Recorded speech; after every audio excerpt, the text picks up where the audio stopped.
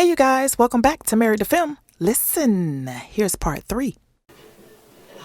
This is a shepherd's pie. Oh, thank you. Were you friends with Tim? We met once. I know this is a terrible time, but is there a place we could speak privately? To be honest, we were on the opposite sides of an issue. He was against a bill I was backing. Tim could be a tough opponent. Yes, he could. Are you a lobbyist? No. My husband and I own a company that's investing in a new casino. You work with Charles Wilkes, don't you? We have mutual interests. You know I'm gonna sue him, wrongful death. Wow. I heard. And you'll lose. When a clinically depressed person kills themselves, there's no way to win that case in court. I don't care. The corruption, that's what Tim fought against his entire life, and at least now it'll be out in the public. Charles Wilkes has the money to fight you, and he will fight you.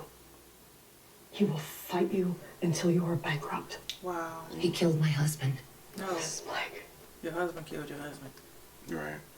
I am so sorry. But he didn't kill your husband. I have a brother. He is manic depressive, and he has been a mess his whole life. And I have spent much of my life resenting him and what he put my family through. To me, he was indulgent, and he was embarrassing, and quite frankly, he was weak. 10 years ago, I fell into my own depression when I lost a child. And I learned very quickly that depression is not a passive, lethargic state. Far from it. I mean, it might seem that way to people on the outside, but to the person depressed, it is an active state of roiling pain from the tip of your hair to the bottom of your feet.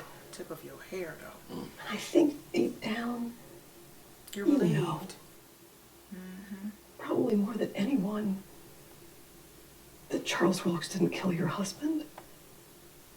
Tim killed himself because he wanted the pain to stop. He just wanted it to end. I mean, it feels like torture. That's why he killed himself. And we want to fund a foundation in his name to take care of the mentally ill in Missouri with an emphasis for those with depression. Yeah. We're prepared to start with $1 million. She is good. Just think about it. Go ahead and get the house, Ruth. Oh. You can still do it. She's looking at everybody else.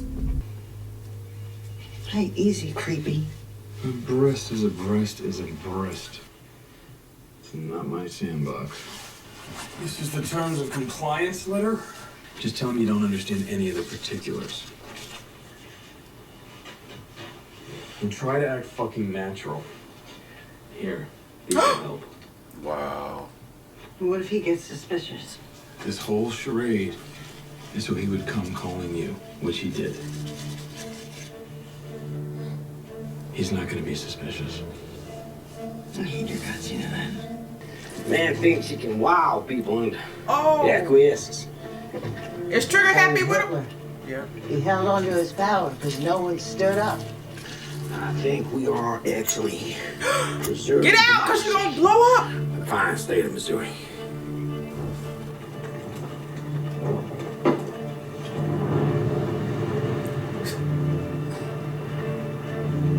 That was one of my Yeah, and that was a nice boat, too. You okay? Turn it off. You're late. I'm sorry about that. Letters, compliance, or some Yeah, shit. well, I don't it's just really a bunch of understand things that what he it's about. asked for, and this should get it done. What are you doing? What are you doing? Ow, ow, what the fuck you doing? I'm just trying to see if Marty Bird has some feelings. That's all I'm trying to do. Why don't we pick up this conversation tomorrow? I appreciate it. You all right? Hey, what's wrong with you? Yeah, I mean, you wrecked my fucking life, but I'm okay. I wrecked your life. All right, look, come here, come here. Let's get you to bed. Sleep this off a little bit, okay? Come on. Okay. Come Did you on. not get to see me naked? Yes. Had your chance. Thank you. Let go. Thank you. Marty, Yep. they're gonna find you. Hmm? They're gonna lock you up, or they're gonna kill you. I wonder if that muffled She had it like this. She gripped it like this. Okay. It's called Once a Langmore. Oh, this episode? Yeah.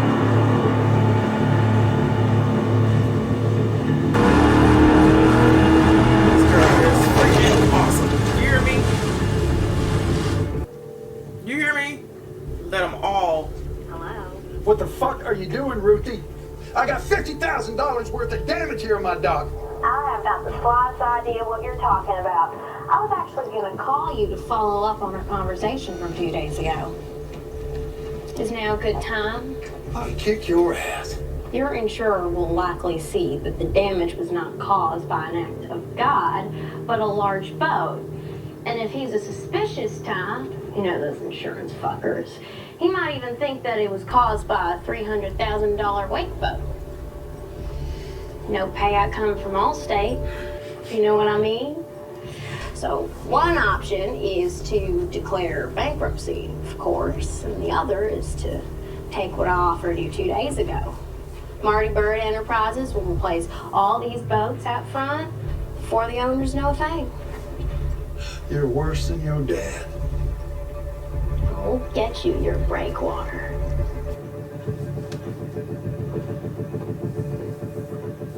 Most of you knew Tim. When he believed in something, nothing could dissuade him. He was a bulldog with a bone.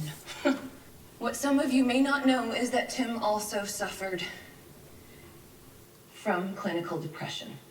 We are starting the Tim Blake Foundation for the Mentally Ill with a substantial endowment. You owe me. Yeah, I owe you. You wouldn't know anything about my boat being blown up, would you? About as much as you know about my businesses being shut down. Okay. Right. So listen, I'm the one who convinced Mrs. Blake not to sue. The foundation? That was your idea? Mm-hmm. We told her we'd donate $1 million. You're gonna pony up half. I am, am I? Unless you want to be sued for a lot more. Dragged through the mud. Hey, for the record, I didn't close down your businesses. Someone's got you in their crosshairs. For the record, the commission's gonna come at you hard, and I hope you have everything buttoned up. I got a business for you. We own a dry storage business. Good, I need to talk to you. Or at least we're investors in a dry storage business. All we just need is new hydraulics and a shit ton of dock repairs. Can you hold up for 1 second? And I figured we can make up for Ruth? most of the laundering we've lost with the businesses shut down just on repairs alone. Just stop for a second, okay? Do you hear what I'm fucking saying? Yeah, it's impossible not to. Now, I got us a brand new business to launder through. Great! What the fuck is going on? We can't have you around the offices for a little while, okay? Are you fucking firing me? No, I'm not. The Gaming Commission is launching an investigation. We can't have a convicted felon on any paperwork. That's all. That's right. You're fucking firing me. Just a name. You're still going to manage the strip club. You're still going to get paid. We need to have somebody else be the face of the place. I get it. Yep, that's what her daddy was trying to say. That she's gonna take it as that. I'm not cut out for this. I don't care. She's really not. He don't even care. It makes me hate myself so much.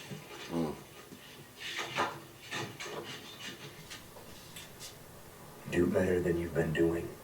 No, that's because that's what they told you. Right. Exactly what she told you. You ask why I belong at Mizzou. The simple answer is I don't. I'm a cursed Langmore. Long inured to violence and death.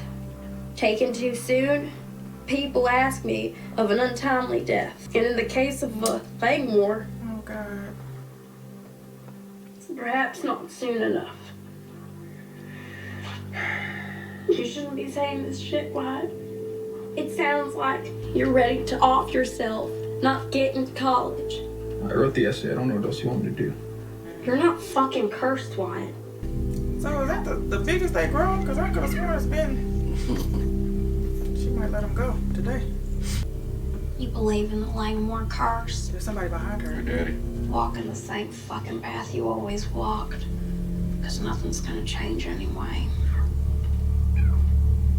You losing your shit, baby girl? Hmm? She might kill him today. I doubt it. She's gonna agree with what he said. To Hearns. The dry dock Rustin Boyd used to work at. You can make a job for yourself there. Look all busy when your PO stops by. Look, I don't want to know nothing about it. It ain't my business, but, you know, after dark, if someone wanted to chop boats for parts, you could probably make a fair amount of coin. Wow. I thought you didn't approve of that shit anymore. Wow. You want the keys or not? Wow. Yeah, she gonna let him out.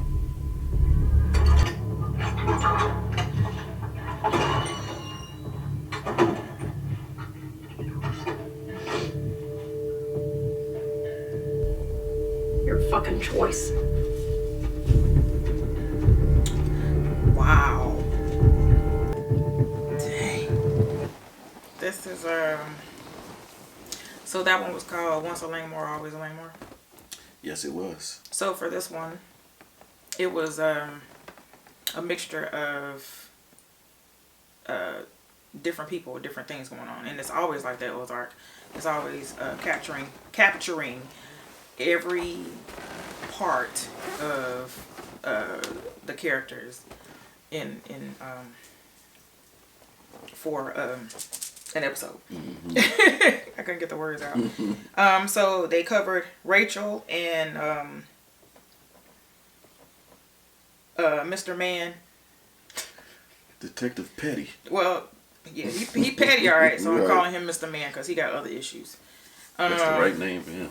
And Loverboy, his other, well, they were partners in crime and partners as in lovers too. But they were working together. So we saw a little bit of the FBI doing their their searches and their affiliations of Marty Byrde and everything. So I guess they had a plan. They had a really good plan. And the director asked Mr. Man, how long does he think it's going to take? He said a month or two, maybe, at the most. His low boy said, I said it again. She did. He says 2 to 3 months. And so at the end of the meeting, I knew he was going to say something to him. And sure enough, he did. He said, thanks for the support or the backing up. And he was like, yeah, whatever. But the lady, the director, also told him, do better than you've been doing. Mm-hmm.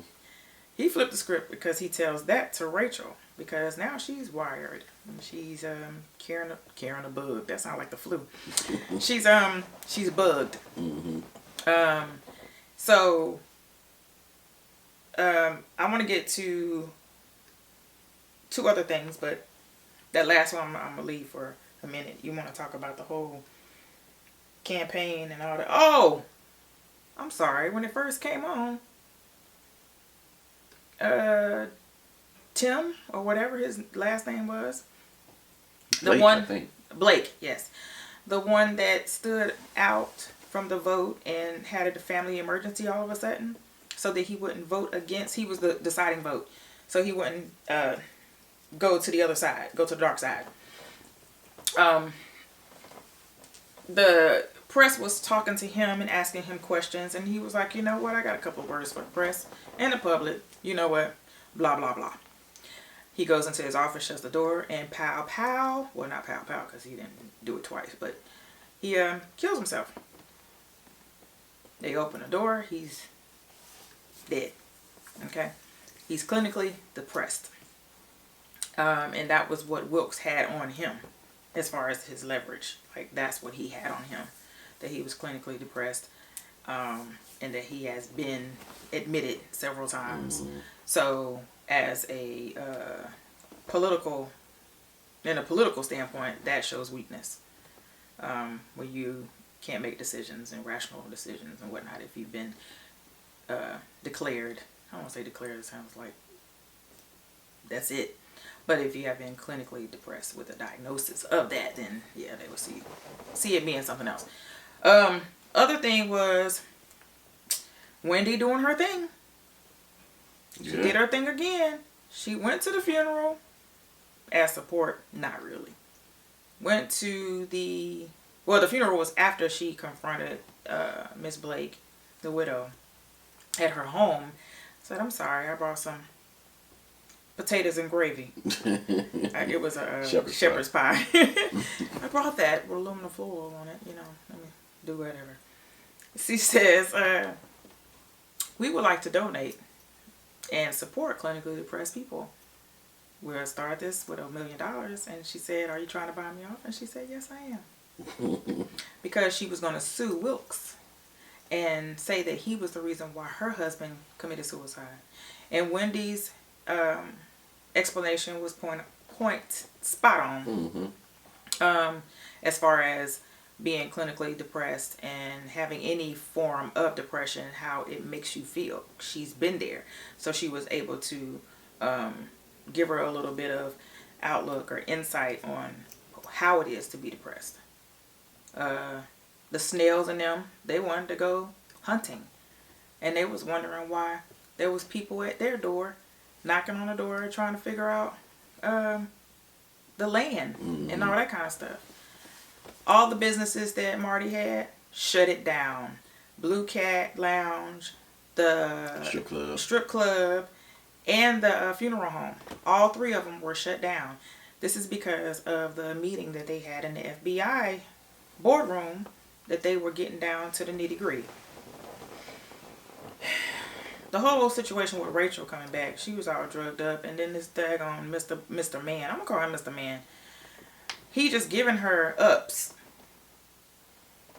Okay, these are the blue pills. Y'all know what that does. Gives y'all a little high, whatever, sticks in your system, and you just delusional. You mix it with a little bit of alcohol, and you got destruction, self-destruction. You're headed for self-destruction. She was supposed to have been getting some scoop on Marty. She couldn't do it because she was drunk. Self-destruction mode. And Mr. Petty or Mr. Man told her, you do better. Or you're just going to have to do better. The same thing that they told her in there. The Snells went hunting. I skipped that part. I went back. I'm sorry. Snells went hunting along with Marty and Jonah and Mr. Buddy. He said, I'm coming along with y'all. Listen, he's a sharpshooter, that guy. He's a sharpshooter.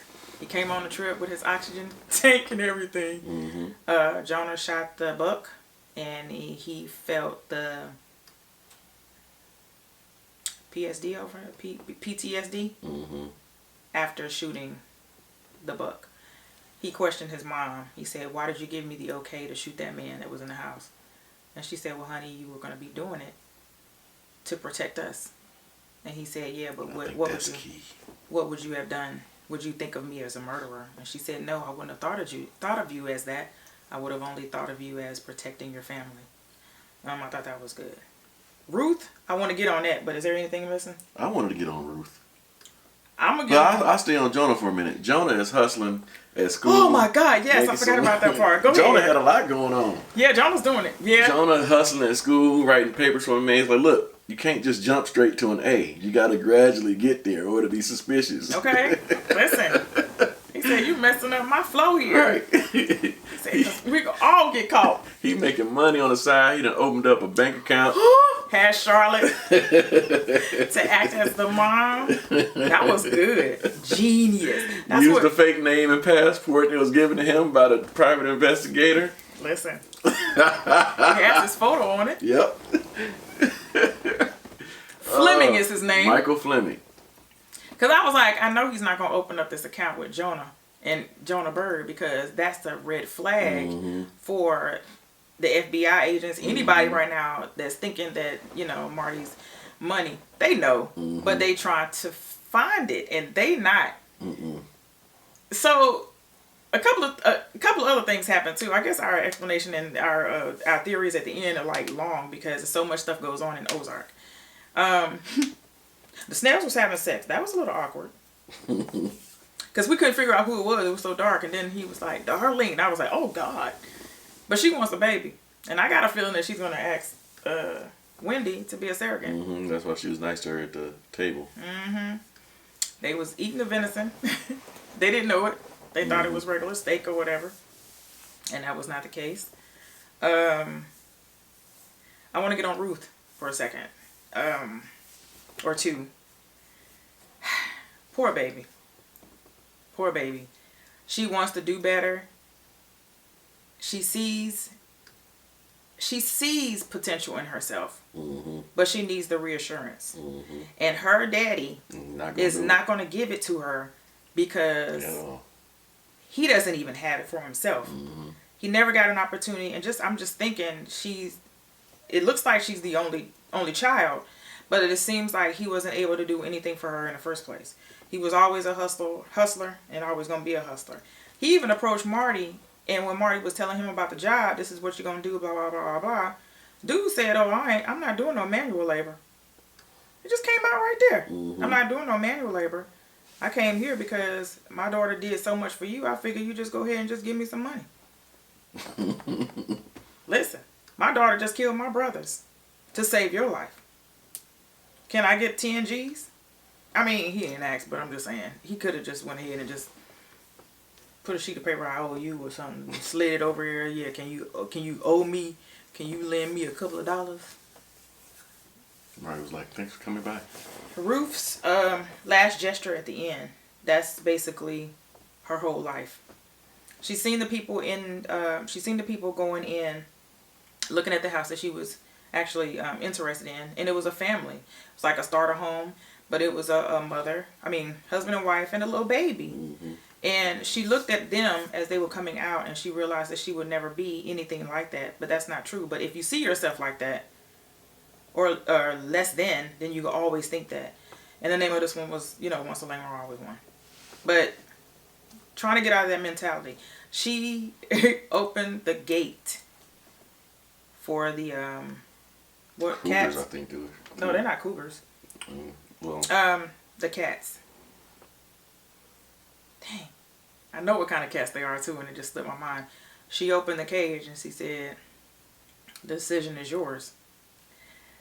And she just went in the house and went off on Wyatt because of the essay. It was the college essay that he was supposed to have been writing. Why? What would you do? How would you benefit us, those kind of college essays? How would you benefit us by being a student at our institution? That he was supposed to write an essay fitting that, and he didn't. He thought it was fitting compared to where he left and how he was raised, but it wasn't right. She flipped. Marty said, you can't be around here no more, and I think that's what did it. Yeah, if he had been more tactful, it might have went over her head, but her father had already put that in her head that he wasn't going to let her be around like that anymore and stuff like that. He just putting bad seeds in her head, and then when stuff didn't pan out or it went downhill per se, she pretty much listening to her dad spew that nonsense in her head and going down that road again. Yeah. Yep, because she's all excited about getting the business with Marty, and he really didn't even hear her out, Yeah. Yeah. But the thing about that, she used his name too. And that wasn't part of, he didn't know anything about it, but she did use his name. Yeah. Yeah. Oh, and then the snail blew up Wilkes' boat. Forgot about that part because they thought that Wilkes was the one that was shutting down all the businesses, but they're not. It's the FBI. Once they get that figured out, once Rachel knows, and then Rachel drunk says, Marty, you're going to either die or they're going to put you in jail. And he was like, yeah, they're coming for you. What? He said they're coming for you. Yep, she sure did. This was a good episode. Yeah, it was. It was. We haven't come across any of that were bad. So I had the fork with the steak with the venison, and then I had the deer, the buck itself. I had the boat, and then I couldn't even make out what the other thing was, and I stared at it for like a good 5 seconds. Like I was gonna try to remember yours too, but I can't. I couldn't even make out what it was. It looked like it could have been a soccer ball. I mean, a volleyball. I have no idea. But you got anything else? No, I'm just trying to figure out. What would it be? It wasn't a wall then. I know. I couldn't. That was the only thing that came to my mind. Maybe it was the boat rope. No? I can't. Well, I didn't look at it. Okay. Yeah. So let us know what you guys thought of that episode. Yes. Don't forget to like, share, comment, and subscribe. Do that. And don't forget to click that notification bell. Do that too. And we will see you guys next time. Hey, no spoilers. Bye. Love you guys. Wake up.